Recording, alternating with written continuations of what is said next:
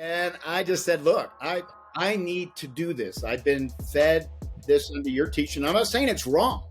I just need to personally understand this myself. So he left. My dad flies out the next day to try to talk me into staying. I said, Dad, I'm sorry if this causes you any pain, but I've got to find my voice. I've not had one. And, my dad, my dad said one thing I'll never forget. As I dropped him off at the airport, he said, son, I just want you to know you'll always be my son no matter what you decide. And, I'll never forget that. That'll come back a little bit later on with my dad. But my dad was very big in my life. He gave me my compassion for people. He was a small town attorney. He was always the underdog, always, was there for anybody, anytime. And he gave me my work ethic. I was never handed anything. My dad said, you want something, go work. So I worked from a very young age, mowing yard, washing calls. I always had a buck in my pocket. Never didn't have a buck in my pocket. So I honor him with that.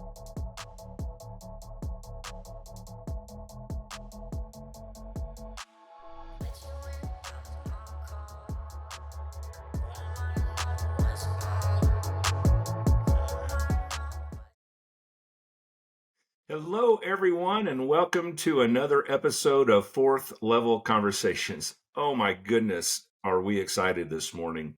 Al and I have been doing these episodes now for, I think, about 4 months, and it's been so great for us. We hope it's been valuable to people who've been listening and watching, but today is special, and it's not every day we get a chance to spend time learning from and getting to know better one of the finest human beings that Al and I both know. And so I'll let Al do the official introduction of David. But David, thank you for being with us, brother. And Thanks. We can't wait to get started. Good to be All with right. you guys. Perfect.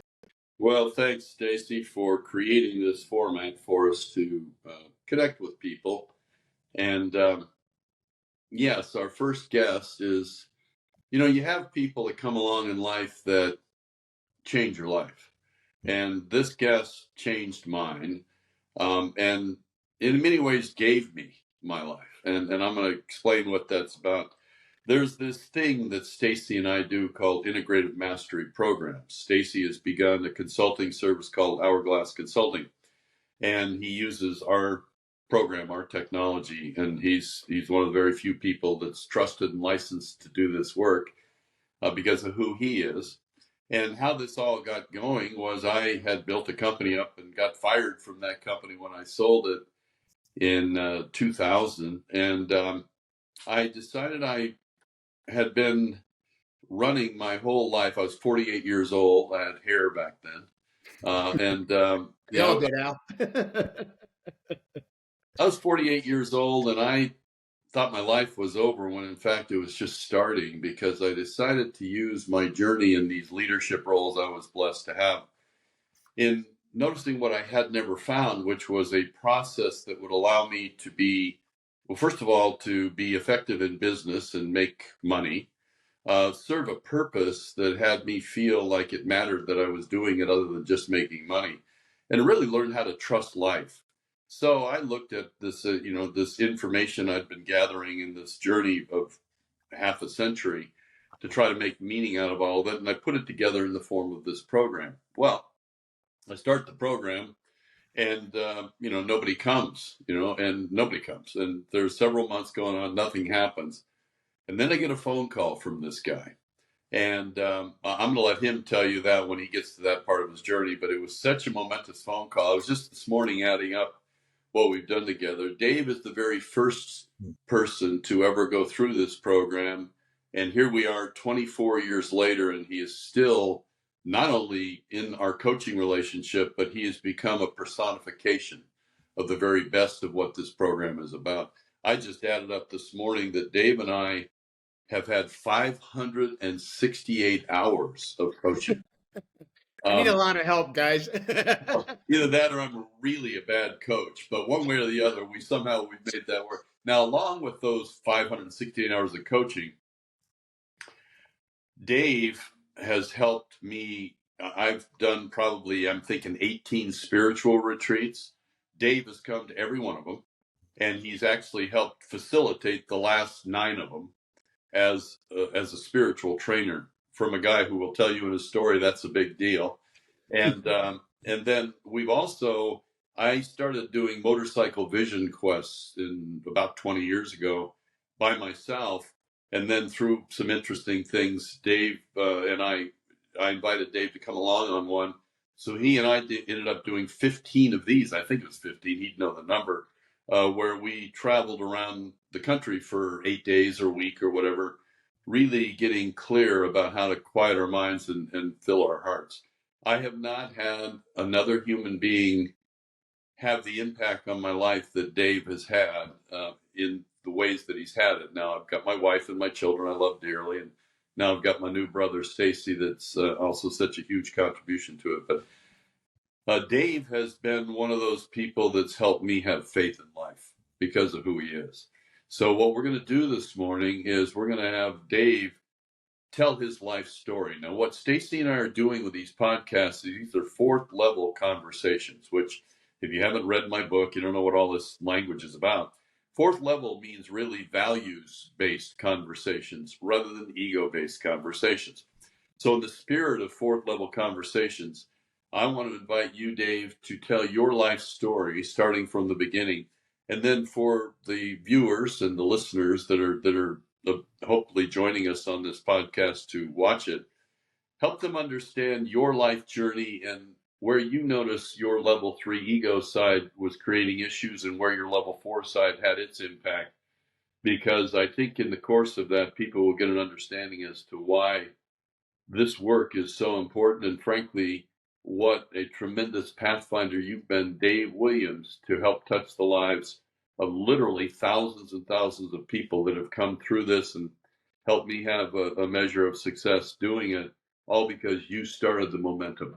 So take it away, Dave, and tell us about your journey and help us understand how to become you. Well, I don't know if anybody wants to be that, but first of all, thank you both. Honored to be with you, Brother Al.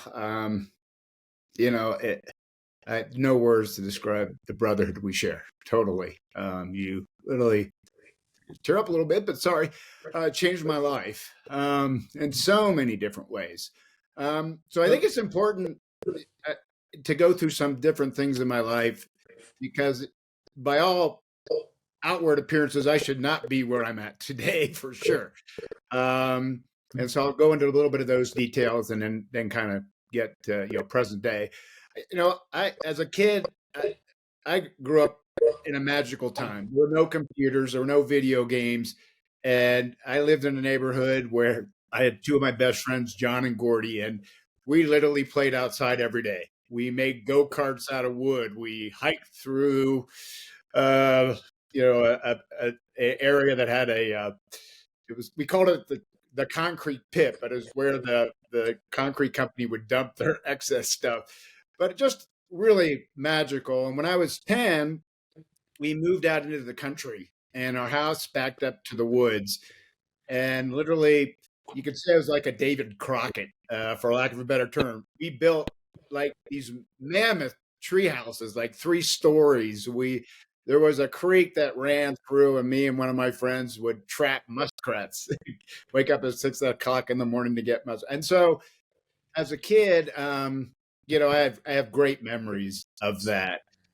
What not so great memories was I was not a very good student. They probably would have thrown me on ADD medication back then because I just all boy. I just couldn't sit still. I was blessed enough early on in elementary school. My parents figured out I had a different learning style. I had a speech impediment, and I just was challenged from a learning aspect. And I learn a little differently to this day. I am a show me, not make me read something kind of guy, which maybe a lot of you are.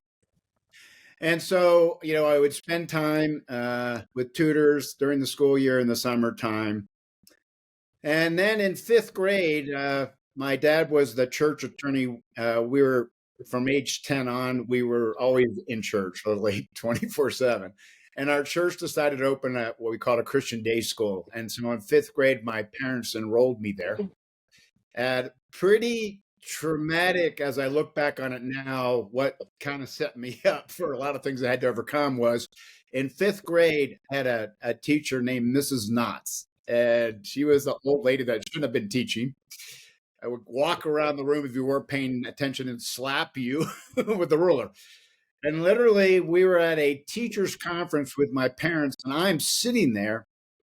And my teacher said to my parents, "You better hope he's good with his hands because he will never use his mind." Oh. And, as a fifth grade, like that was pretty, at the time, I didn't realize it, but kind of followed me all the way through in my ability to think I was, comparable to anybody else and smart enough. Not only that, for whatever reason, and this may have been what tainted my Christianity a little bit, was we didn't have just F, we had double Fs, which means you're not just stupid, you're really stupid. And guess who got double Fs? And so, and it wasn't that I wasn't smart. I wouldn't study. My dad literally had to stop by school to pick up my homework assignments because I just wanted to go home and play. Fast forward to sixth grade, my best friend John and I, were going to school together, and we both almost flunked out. He got held back. My parents decided, okay, type of teaching at the school is not working, and enrolled me in junior high public school. Now, I got to preface a little bit about this in that being a Christian, I grew up short hair, dress shirts, and polyester pants. In junior high, it was late 60s. Everybody had long hair, jeans, and T-shirts. So if you want to stick out like a sore thumb, do that thought process, right? Literally, I played soccer, but wasn't all that great at it. I got involved in the AV club, which was we would do movie projectors for classrooms and slide and fix machines and all that kind of stuff. I was really good at it. In ninth grade, I became the captain of the AV club, which was nothing but saying I'm a nerd. But I didn't wear a pocket protector, so that was good that way. I got picked on in high school because in the bathroom and stuff, just because I was different than everybody else. My best friend name was Stu Millar, and he was Mr. Popular. And we were on the AV club together. He was my co-captain on the AV club, and he literally would bring me and introduce me to people. And like I was his sidekick. I think he felt sorry for me for anything else, but he had long blonde curly hair, always in ripped jeans and T-shirts. And my first unfortunate experience in death was after ninth grade. He got killed on a bicycle. And it was pretty dramatic for me because he was like the one guy that accepted me in junior high, right? And it's ninth grade, we're going into senior high, and I'm going to do this by myself without him. So that's pretty daunting. Senior high, I was never part of the in crowd. I was always kind of stood out a little bit different. I excelled in some like biology and different things. And so I was doing well in school. I didn't do the AV club. I'm not even sure why that was. And then in 12th grade, our church came up with we called it a pastor student program. And so I literally would go to school in 12th grade for my high school. And then I would go to the church for this preacher program. And the best part about that, it's going to sound a little shallow, was I got a car out of it because my parents couldn't run me back and forth every day. So I got a 4-door, I'm a car guy for you who don't know. So when I tell you this car, you're going to laugh. It was a 4-door turquoise 1966 Chevy Impala. And all my friends had, Chevelles and Camaros and everything else. So I did the best that I could, but I had a car. Anyway, this program was helping us become preachers. And so I excelled at that, had the opportunity to preach. We had a 3,000 congregation church, got to preach in church at a very young age then. went to Pillsbury Baptist Bible College to study to become a preacher. And, did that for the first year. And came back that summer and was a preacher boy in the church. And so every year they would bring on 20 to 25 college students, and we were paid as young pastors, and we would, do visitation. We'd help with the church functions. We had the opportunity to preach. And so that was my life. And again, a little different because I was not part of any in crowd. Again, I'm kind of very isolated in this place that I'm at. I go to my second year in college, and I lived a sheltered life. Literally was in church 24/7. So to give you a quick deal, Sunday morning Sunday school, Sunday morning church, 6 o'clock Sunday night youth uh, church, I guess you call it, and then church night. Monday night was Bible Institute. Tuesday night was hospital visitation. Wednesday night was church. Thursday night was regular visitation. And then Friday was youth night. Saturday night, we had some kind of youth activity, and then back on Sunday. So literally very sheltered life other than my public school experiences. So when I got to Bible college, and I'd say one step below a Southern Baptist. We weren't, but very strict Baptist. No mixed bathing, no music, no movies, none of that stuff. And when I got to Bible college, I got to meet all these different people that had different beliefs. Some of them could drink, they're listening to music, go to music. Like, what do you mean you can't? And so that was really my first kind of questioning of my upbringing. Like I said, I lived a sheltered life. I won't go into the details of that journey, but I decided I was so distraught distraught's not good. I was confused about my teachings and all these different things. So I decided I was going to drop out of school just to get my arms around what I believe.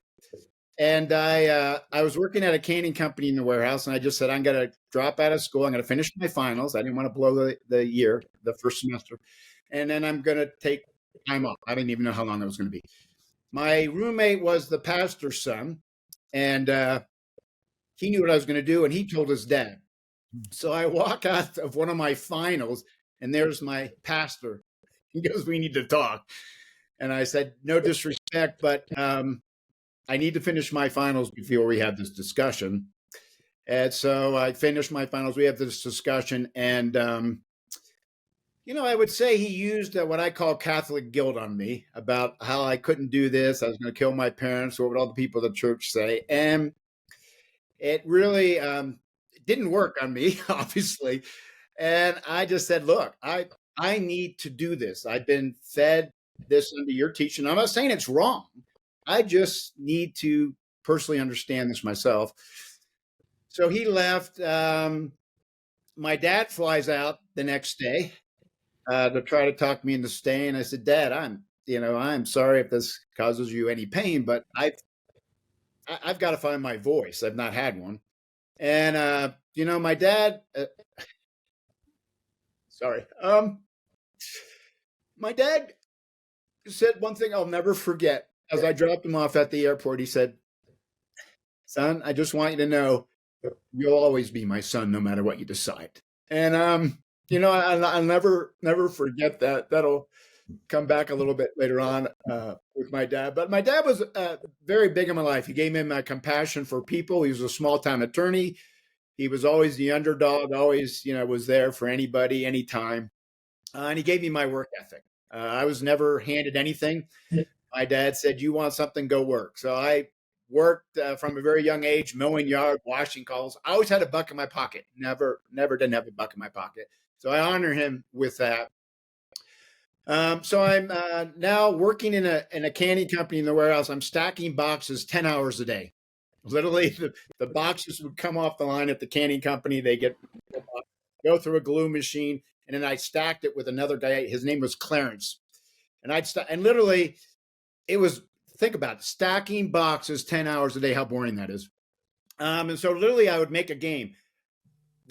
The supervisor would watch how quickly we were pulling the boxes and stacking. So I would get, my mission every day was, how could I jam up the machine that they get going so fast? Because I was taking the boxes off and stacking them so fast, it would stall the machine. And then they'd have to reset everything and start over again. I know it sounds shallow, but it's what I did. Anyway, part of that was my first real visualization exercise because there was a guy that would come down every day in a white coat and a white hard hat. And he would post the jobs. It was a union shop, and he would post the job assignments there. And I would just think about how cool would it be to be that guy, right? Everybody kind of looked. As soon as he got that posted, everybody would run over to see the posting. And I just think that would be the coolest thing. So fast forward about 3 months later, I get a call to the personnel office and said, hey, we know you had some college. What do you think about being the personnel clerk for us? It's like, okay, what does that mean? And well, you're going to do the job assignments, right? Oh, I'm going to be that guy that's walking down posting. And then you're going to deal with the union stewards with any union complaints and stuff. And I'm like, okay, and so that was literally my first management job, was doing that. And I met what I'm going to call one of my first angel runner guides. And an angel runner guide is someone that comes into your life that sees something in you that you don't see. And he had been at the company for 30 years. And he took an interest in me. We had a great relationship because we had to deal with any union stuff together, right? And he would say, Dave, don't be me. Now, I'm 19 at the time. I'm making $3,000 a month.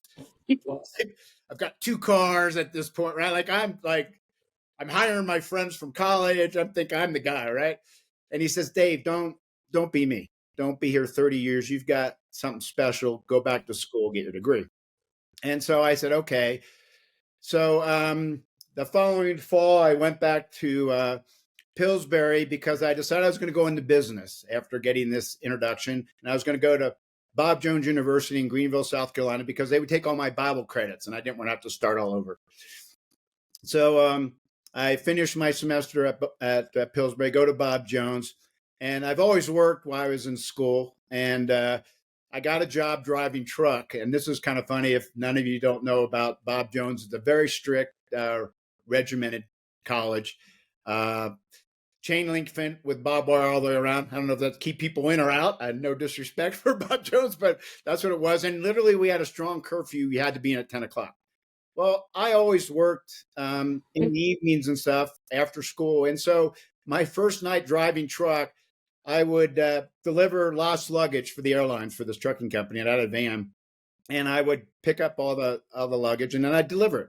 Well, I don't know the town, right? And so the first night I show up at Bob Jones at 11 o'clock at night after dropping my truck off, and the gate's down and the security guys come out all around my car, right? Like, what are you doing? I don't think they called me son, but whatever. And I'm like, I just finished work. What do you mean you just finished work? You can't do that here. I'm like, what do you mean? I got to put myself through school. They said, okay, well, we're going to let you in, but you got to go see the dean because we don't know what's going to happen.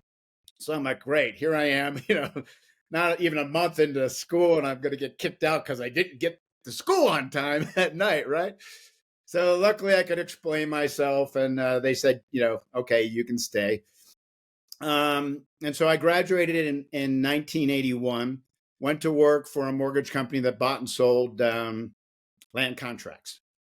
And my education, it was in Kalamazoo, Michigan, was my desk. My desk was right to his desk, and I would just listen to him talk. And, started doing that. Interest rates were 17 and 18%. And, interest rates came down to 11.5, and they decided to get involved in a mortgage company. I was progressive and said, hey, I need to learn this business. And so then, I learned the mortgage business. And that's kind of how I got my start. My ego got me to Colorado. I had gotten an opportunity to take over a very profitable office in Lansing, Michigan. But I always felt like, and again, this will go back to my 5th grade, I wasn't good enough, and I wanted to do it from scratch. I felt like I had walked into this thing and I didn't create it. And so they wanted to come to Colorado because of all the assumable loans. I said, yes, I'm your guy. Let's go. And so I sold my office there, came to Colorado, and started a company doing wrap loans for them. And I would call on different mortgage companies to get them to broker wrap loans. And at that time, I met Pete Lansing and Bruce Spohler, who ran Universal Lending. They were in a very small building. And actually, it's kind of funny. I remind Pete of this. He wouldn't meet with me. He like didn't have time for me. Sent me down to Bruce, who had an office downstairs in the basement in the far corner, And, I started doing business with them as part of that.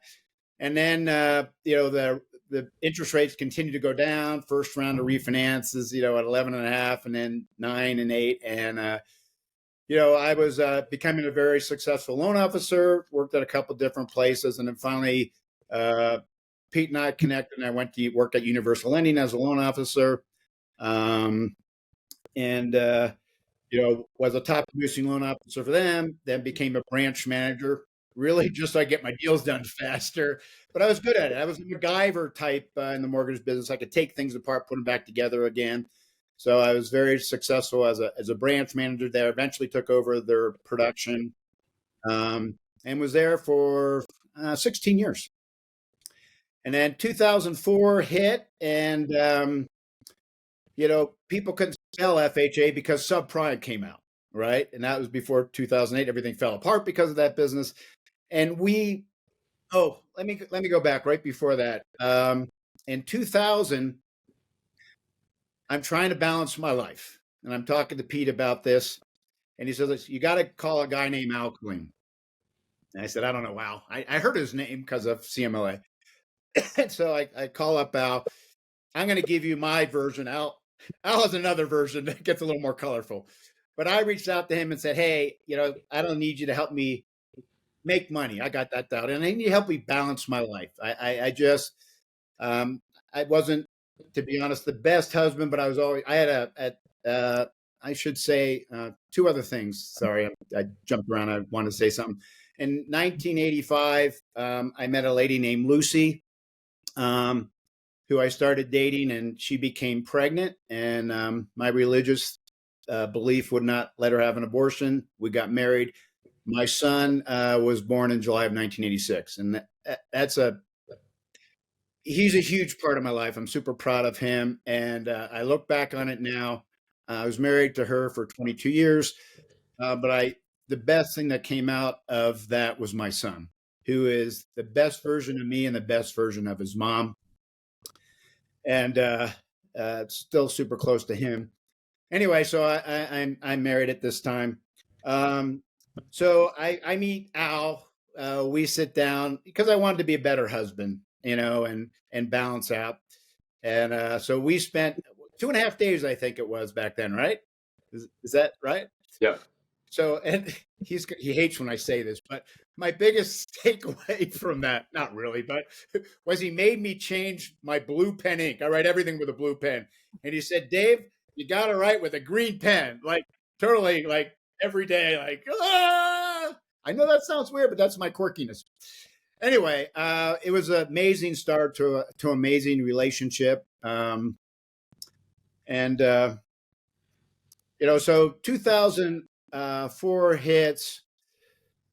We can't adjust, and Pete was very generous. I was paid on profitability. We did mostly FHA loans, so I was making a ton of money at the time. And all of a sudden, I made from stupid money to no money. Pete and I are arguing about what we need to do, and I'm calling Al, and Al says to me, "Okay, you need to come with me on a vision quest." And I'm like, "What the heck's a vision quest?" And he says to me, "Well, we're going to go away on our motorcycles, and it's 6 to 7, 8 days, no music, no radio, no TV. The only conversation is when we're at breakfast, lunch, and dinner, and you can't talk about work." And I'm like, "Okay." And so we meet at the Ford in Colorado, ready to leave, gorgeous day. And he says, "Okay, so here's what's going to happen to you. First couple of days, your mind's going to be all over the place. Then there's going to be a day that your mind is like driving and you don't remember how you got there. It's going to be a day that your mind is completely empty. And then the last, second to last day is when the magic happened. And literally that's what happened. I won't go into that magical journey. And from there, we've done like, I think, 13, 14, however many they were every year. And they were all magical journeys. So thank you, brother, for that. In 2005, 5, we do this vision quest. I think I'm going to change Universal Lending in the direction. It's not going anywhere. So I decide to leave after that many years. And I become a regional manager for Starkey Mortgage. It was a great job for me. It was all about relationship building and recruiting, and we became the top producing region for Starkey Mortgage. And then I had another angel guide in my life, Bill Starkey, the owner of Starkey Mortgage. And I'm not going to, you can judge however you want to judge this part of my life, but I debated on sharing it, but I'm going to be transparent with you because I think there's a story to learn from it. I was on a production trip and I had recruited one of the biggest producers in Colorado from Wells Fargo, was supposed to come on the production trip with us. The night before, she's working at Country. They bring in all the top guns from Countrywide to convince her to stay. I call her right before the meeting. She says, Dave, don't worry, I'm coming. I said, call me at the end of the night. She doesn't call me. I call her in the morning. She says, Dave, I don't think I'm coming. I'm now about to board a flight early in the morning to go to the production trip, right? So I get there and I'm drinking at the time. I decided I'm going to tie one on because I am depressed about this, right? And I'd start partying with everybody. Run into the owner's wife, Bill's wife, Starkey, that night. Don't remember that. I was pretty well lit up. And she proceeds to call Bill. I get a phone call from my EVP that night. He hadn't gotten there yet, going, hey, we need to talk. So I meet the next morning. He just said, hey, dude, you can't party like that at these things. And I'm like, well, I had a reason. He goes, he's like, no, you can't. So I'm like, okay. He says, just watch, the production, watch your drinking. And I'm like, okay. And my claim to fame, for a lack of a better term, was I could drink, never had a hangover ever. So I could start early in the morning, go late at night. And, ironically, I didn't slow down. So the joke was, and watch what you wish for, I was going to go on the production trip, and then I was going to Keller Williams family reunion, which is a huge party, and then rehab. That's what I would literally say to people prior to what happened. So literally I'm at Keller Williams on the trip, and it was just right after the production trip. My EVP comes, we meet, and he says, hey, need to pack up. You're going home. And I'm like, what are you talking about? Well, I've talked with Bill, and Bill, you've got two options. You can leave the company or you can go into rehab. And I'm like, what? Like, I've never had any issues at work or anything. I love to party, but I never drank at work other than production trips. Never had an issue. And I'm like, you can't do that. He says, well, yeah, we can. And I said, look, this is crazy to me. How about this? I'll do a year with no drinking. I'll do, P test or whatever. So you could test me. And if I don't fulfill that, then fine, you can let me go. And he said, oh, well, okay, let me talk to Bill. Ironically, Bill's in Vegas. I didn't know that. And so he calls Bill. Bill says, okay, Dave, let's get together. I go meet him. And we have a conversation, and we literally are arguing. And I'm just saying, look, you can't let me go because I love to party. Everybody parties on these production trips. He says, Dave, I can. I own the company, and I don't want my leaders in the company. And I was, we were running the top region, to be known for a party. That's not what I want. I want, integrity leadership here. And he says, so you have two choices. You can go to rehab or you can leave. And I'm like, well, I love my job. I was good. And I'm like, I don't, at this point, I don't even know what rehab is. And I'm like, okay. And he says, I'm going to pay you. He was very generous. Going to pay you. Nobody else will know. And, except me and your branch manager that you're reporting to. And if you do that, then you're fine. And by the way, there's no relapse in my program. You'll hear that you get that. And I'm like, all right. So I call Al right away. I'm like, literally, I don't know what rehab is, right? And so Al puts me in touch with my other brother from another mother. He's a spiritual psychologist, Alan Brandon, and Alan happens to know that top guy for the Rockies that does all their alcohol counseling. They hooked me up, and I decide, okay, And literally I go check into rehab at Harmony in Colorado, walk in, they take my blood, and I have nothing in my system. Like, I was done. The day they told me I was done, I was done. I just was done. And, so I go through this, the gift that I got from that, two things. I don't talk about whether I'm alcoholic or not. I was done. I was done. Like, I don't have any thoughts of relapse. I don't drink near beer. Just, I was done. Like, I loved to party, but that was it. Like, it wasn't, I don't believe I was addicted, but the brilliance of Bill having this do was, it was 30 days of no email, no TV, no radio. And so I decided I was going to learn everything I could about this disease. I read everything, and then I got the gift of self-love there, which, most alcoholics don't get. I got it. It was an amazing day when it happened. And so literally that act from Bill Starkey, I call him an angel guy because that literally changed my life, and I became a heart guy from all of that. That was, get this, February 14th, 2007. Think about that. I get the gift of self-love. It's on Valentine's Day was my last day I drank, right? And to this day, I get to celebrate my gift of sobriety on Valentine's Day, which is coming up next week. Anyway, so he literally changed my life with that, became a totally different guy. Ironically, beginning of that year, Al approached me. I'm a slow learner and don't take advice well. He had stopped drinking and it challenged me to do that on my own for 30 days. And I could do 30 days. I would do 30 days and just to prove I could do it and whatever. I'm like, I've done that. No big deal. Anyway, fast forward. I meet my now current wife, Patty, on New Year's Eve, 2008. And we married in February of 2015. But during that time, in 2009, fall of 2009, Starkey got in some trouble in North Carolina. They were going to let leadership go and wanted me to come in and be the EV at production. I said, I'm not moving to Texas, where they were based out of. And so I said, but I'll help you stabilize, because it happened on the East Coast, North Carolina, and recruiters' blood was in the water. And so literally it was kind of cool. We had a jet at the time. I'd fly into Dallas, jump on the corporate jet, travel with the two owners at that time. Bill wasn't part of that.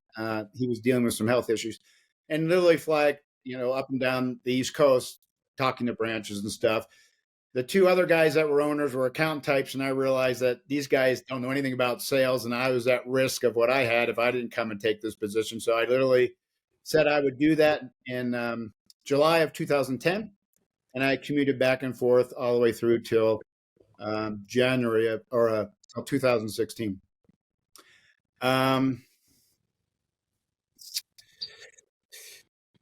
In January of 2016, I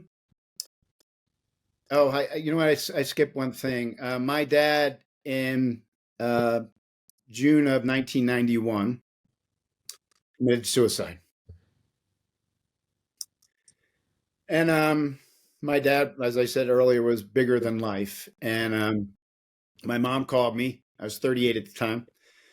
And I flew in, and I was pissed off, because I was really close to my dad. He was really close to my son. And literally the night before the funeral, we're in the viewing room. I made all the families, and I had it out with my dad. Literally, just, how could you do this? I was one angry guy. That morning, the funeral was delayed 3 hours for all the people that showed up to give tribute to my dad. And all these people shared stories about him and how he changed their lives. And literally, that was a magical moment for me, because it melded my anger and helped me to understand, how did he get here? How depression caused him, and this may be too graphic, but he shot himself in the head. How did he get there to be able to do that? It was something, a quest for me. And so I read everything I could learn about depression and the dark hole that people get into and the pain that they're going through. And at the end of the day, that's relief to them. For you and I, with healthy minds, we can't fathom that, but that's where he's at. And so I was able to forgive my dad. Fast forward to January of 2016, I had divorced my wife, and through a series of events, she commits suicide. And so this is where I say my dad's suicide was a blessing, because my son, and I have a stepson, and they were all very close to their mother. And it was mind boggling to me, you know, first of all, because they thought she had died of a heart attack, which she was very healthy. That wasn't the case. We didn't find out till later, what had happened. I didn't find out till later what had happened. And so I say my dad was a blessing because I got to show up for the family. She was a twin for her sister, for my boys, and talk about depression. And this is not about you. This was a journey that she was on. Another sidebar, my current wife, Patty's husband, had committed suicide. And I was there for her son 2 years after that when he got in some trouble. So my dad's suicide was really a gift. It sounds kind of strange about that, but truly was a gift for me. I stepped down from leadership at Starkey in 2016 because I felt like I had to be home for my family, for my son and my stepson. And so I became a regional for them. And once you're the guy, it's hard not to be the guy, And so I tried a regional role in a couple of different places. And in 2018, I went back out in the street and went back to my first love as a loan officer. And I'm here today with you guys. But as I look back on those journeys and those time in my life, Al's one of my angel runner guides as well. Alan Brandon also one. And I've been blessed. I've had a lot of wonderful people. And yes, we've coached together for a long time. And what I tell people about coaching is, in my darkest hours, my brother's there to be a mirror for me to see who I am and remind me what I can handle. And so hopefully somewhere in all that story, you find something you can latch onto from a student that no one gave me any hope for, should be working as a carpenter, to a very successful professional, trying to make a difference in the world every day with social media, my connection with people, and honored to share that with you guys. Wow. So before I ask Stacey to respond to all that, Dave, what is we have this thing in the program called a personalized vision that holds your core values that you will answer to yourself, and perhaps God, if you believe in God, on your deathbed, as to whether it matters you were even here or not. We all have lives and experiences, good, bad, fun, bad. You just took us on an amazing journey. But on our deathbeds, we're all going to have that final interview of, did it really ever matter that I was alive? And I personally believe we're going to win or lose that argument based upon the values we not only believed in, but that we embodied to give others the experience of along the way. So since the purpose of this podcast is to introduce people to the idea that you aren't who you think you are, you just took us on this magical journey of a lifetime. It's inspirational. It could be a movie, should be a movie.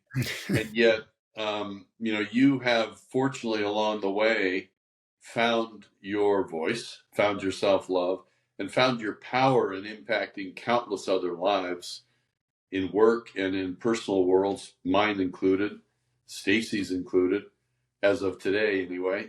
So this level 4 conversations is all around the idea that we have this higher self that personifies values rather than promotes our ego, and that it has consequences to our power to manifest what we wish and to win that final argument with ourselves on our deathbed. Would you share with us what your personalized vision is, or those core values are that you are, to the best of your ability, embodying with your life, and what impact it's had for you to do so? So Yes, my 3 words, and I've thought about changing it because back then, starting with Al, I am not who I am today. So my 3 words were excellence, personal development, and compassion. And my PLV was, it still is, a world where people achieve their best selves through personal development and achieve excellence in all areas of their life while maintaining compassion with all people they come in contact with. Beautiful. And that was, a tribute to my dad. He just, that saying about treat the janitor and the CEO the same, that was my father. And so to this day, I still share that with him. Words like integrity, honor, and trust didn't mean anything to me back then. It sounds strange when you look at me now, but then that was not words that even came up on my list when you go through that exercise at the time. Now, those are the words that are most dear to me. It embodies who I am, how I do business. It embodies my relationships in all areas. And, they're words that just, hit me right here in my heart. And so now, I think you're blessed enough and both of you have done this more than once, but I think you're blessed enough to change one person's life in a lifetime. If you get that honor, you both have done that multiple times. I've been blessed to do that multiple times.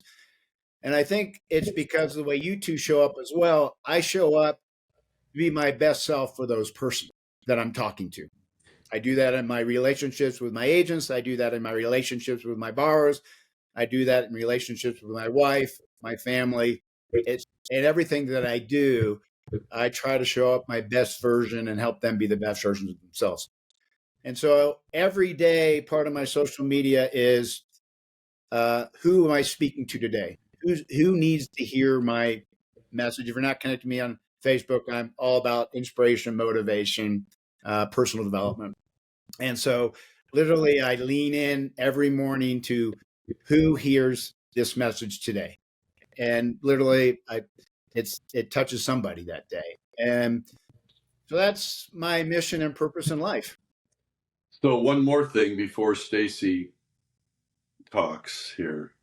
You took us on an interesting journey with your relationship with this concept of God. I see your life as having been highly religious early on, dropping away from it, frankly, entirely, and now you're guiding spiritual retreats. Briefly, can you give the listeners and the viewers what that journey has been for you, not necessarily saying anything about anybody else, but for you, Dave? So when I dropped out of school, it wasn't pretty with the church and the reaction to it and everything. And so I really turned my back on that part of my life. I was always a spiritual life, but I related spirituality to religion. And so I said I turned my back on religion at that time. And literally, I did not realize I was a spiritual person at the time. Through my journey with my brother, Al, I found that partly on a Vision Quest trip. I won't go into all the details of how that came about. But literally, I would not even close my eyes. I wouldn't say the word God. I'd use the word universe. That resonated for me because of my upbringing. And then on my journey to enlightenment, I found out that I was really making that definition myself, and people were missing my voice. And so now I believe in a higher power. Call it God, call it universe. I don't decide anymore what that is. Again, because of my past, universe is more in line with my heart right now. Al did that brilliantly by bringing in a book called Lao-Tzu, The Complete Works, where it was a book on spiritual teaching, which I embodied. It was me, and I'm like, this is it. And that kind of opened the door for me to engage to where now my mom, am I a Christian? Yeah, I'll call myself a Christian. Do I believe in God? Yes, I believe in God. I couldn't say that prior to my journey with my brother here. And I don't define it anymore. If I'm talking to someone, I will say to them, what is your preference? Do you like the term God, universe? And that's what I use, because I don't want my message to get lost in the terminology just because I bring judgment to it because of my past. Beautiful. Well, Stacey, we've run along, but I think this goes as long as it goes. I mean, if Rogan could do 2-hour podcasts, we can. Nobody may be listening, but the three of us are. You've been very generous, Stacey, in letting Dave have his time, have me have my time. I want to get quiet now and hear, because I see a lot of parallels actually with you and Dave in some ways. So what are your thoughts and responses to this magical life Dave has led? Yeah, let me say to our viewers, don't stop now. We know you've made it a deep commitment this far. Apologize for the lengthiness, but I No, had to know me. no. It's the opposite of that. That was so important for all the things that we're going to discuss the rest of the way. So please don't give up on this episode. So Dave, you recently shared this story with me when we broke some bread together over breakfast, and I was so moved then. And today I am no less moved. It is still as deeply impactful to me as the first time you told me about it. And what's resonating in my heart and my mind today is this concept of, we really want people to live life abundantly. Brother, you've lived an abundant life. True. So many ways. And so often I think we think of abundance as material gain or wealth. You've had plenty of that. It doesn't define you even remotely. Right. Abundant means you've been alive, you've lived it. And having an abundant life doesn't mean it's all good. But the one thing that is true about it all is none of it is wasted. I mean, my heart breaks for the tragedy of the loved ones who've taken their lives that have been involved in your life. And yet none of it is wasted. And you have become such a deeper soul having gone through that. You are helping people who have no clue how to deal with that.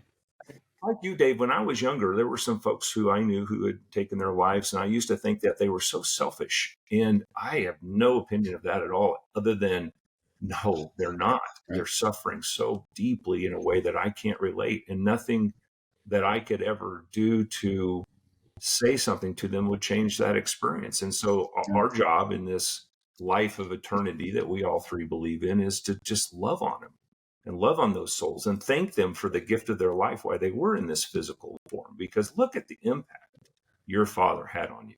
Right. And when you were describing his words to you about, you'll always be my son and I love you, brother, so many of us never really heard that growing up. I knew my dad loved me. I didn't hear those words like that. You are given that gift. Right. And there are people that are listening or watching that I promise you haven't been given that gift, or maybe they're a parent to someone and they haven't realized they need to say it, because people shouldn't just assume that they know you love them.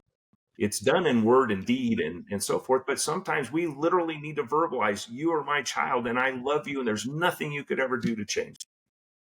And so you've given me a huge gift by describing your story again today. And I think further, the things that I would share with folks are, there is more to life than getting up every day and getting into the grind of making a living. And we all need to do it. And we succeed by our work ethic. Dave, right? You've been working. You and I had similarities. I was throwing papers at 8 too. I got a range balls, I think, when I was 6. But it's one of those things that there's so much more abundance to life, and it's almost always from the heart and the soul. And life is to be taken as a gift.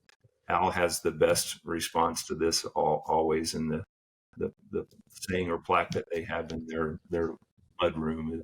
You know, God's gift to us is our life, and what we do with it is our gift back to him. And again, thanks for sharing your spiritual journey too. And mine's different than yours. Mine's different than Al's. And I bet that everybody's watching is a little bit different than all of us, even if we have some similar principles that we believe in. But for the most part, I think the most important message is, don't lose faith in spirituality. Don't lose faith in your Absolutely. journey of your spirit. You Right. posted something, I think, this morning about faith. Yes. And I thought about that before we got on today. And I said, that is the most beautiful thing you could have posted today, because I think that's the message that I've gotten from you, is have faith that God, divine, whatever your definition of the higher power is actively working in your life and will not waste anything that you go through. So thanks for sharing all that. Well, it's funny about that word faith, and I will remember this. Like, I would never use that word because it had a religious connotation to it. And when I finally embraced what the word meant outside of that realm, it was like, I got that, right? So Getting to know Dave and being on the journey with him for 25 years now, Dave to me is emblematic that everybody's story is as special as Dave's if we only take time to invite it forth. I think one of the things I've found myself doing a lot recently with clients and with family and whatnot is just saying, tell me your story about your life. Give me the highlight reel of your life in 7 minutes. Now, it always runs long, like today did, always. But it's amazing because we never get asked that. We don't ever have the experience of somebody else caring enough about us to say, Stacey, tell me your life story from when you were born forward and what the highlight reel was. And it's always magical because people are all a profound, best movie you've ever heard. If you just took the time to hear it, they don't even take time to think about it themselves. So we can give each other a gift by simply giving each other the gift of listening. I remember one Christmas I was listening to talk radio and this lady was talking about how her mother was old and she'd call up and all she wanted to talk about was who had died and who was sick and all this depressing stuff that the lady didn't want to talk about. But she said for Christmas, I gave her the gift of listening. And I got on the phone and she simply talked to me for 2 hours about how her feet hurt and who's sick and who's dead. And I listened and whatnot. And at the end, she simply thanked me. Oh, sorry. I don't know what happened there. It just Here we went go. off. Okay, here we're back. So you were pulling things together for a close here, Dave. Yeah, I just think, we all got to look back on our lives and learn lessons from them, right? And we grow from them. Bill Starkey used to have a saying that you climb to the top of the mountain, enjoy the view for a little bit, then go find the next mountain and climb it again. I think in that thought process, for me, I'm always looking back on different things that happen in my life and what's the positive thing I can take from that? How do I grow from that? And I'm here today as a result of going through that. I'd still say, I got a little bit of the thought of not being good enough from my fifth grade teacher's scar. So I question my intellect from time to time. Obviously, I'm very successful, smart, and then so I think, for me, I embrace the gifts I've been given. We're all different, all get different gifts. Al is an amazing writer. I read his Facebook posts. If you don't get to read those, he's written 2 great books, Fourth Level Identity, which I share with people all the time because I think it embodies what the 3 of us do every day. And the message that we get to deliver to help people go from their 3rd level of just living life at a certain level and moving to the 4th level to where we're making a positive impact in the world every day, not only on ourselves, but to everybody around us. Well, Dave, I want to thank you, and I'll let Stacey close it at the end here, but I want to thank you for being with us today and sharing your story so transparently. And as I have heard it again in such great detail, what strikes me is you have a superpower that's available to all of us, but very few of us actually realize is a superpower, and it's your humility. Your humility in your whole life has always had, and maybe this is the gift that teacher hitting you with a ruler telling you you're a dummy was giving you, was because maybe that got you, and maybe that was a tool God, universe, divinity used to say, don't think you're such a much. You can learn from others how to navigate life because you're inferior. Now, that was a false narrative that woman, for whatever reason, probably gave a lot of kids. But it turned out to be a blessing for you, I think, in a way, because what it did was it had you be hungry to learn. And so that humility led to learning. The learning led to growth. And to this day, you continue to grow. And like all of us, you go through good times and bad. Right. But you've learned how to trust life and trust yourself by giving to others from the best place within yourself. And I think it all started from the superpower of humility. So thank you for teaching us all that today and for sharing your story with us. Stacey? Well, the thing that I wanted to wrap up with as it relates to Dave is that, and I would ask us all to ask ourselves this on a daily basis: are we givers or are we takers? And David Williams has always been a giver. He's been blessed as a result of that. But the truth of Al's words about humility, he doesn't do it so he'll be blessed. It's who he is. It's who he's inside of him. And I think the world needs more givers, and we need more givers that will be honest about life and authentic about the challenges in life, because Dave, you gave us all a gift. You gave everybody that's paid attention to this today the gift of understanding that life is hard and beautiful at the same time, but it's worth living and living abundantly, whatever comes with that. So thank you for that, brother. As always, to our viewers, we're here to help. Reach out to us if we can be helpful to you. If you'd like to just talk about these subjects, if maybe you need to tell your story because nobody's listened, reach out to us. We'll listen. I promise. God bless you all. David, thank you. You're the best. Thank you, guys. Been an honor spending time. Thank you for letting us share a story. It's truly our honor. Thank you. Be well, everybody. Okay, appreciate you. Bye-bye.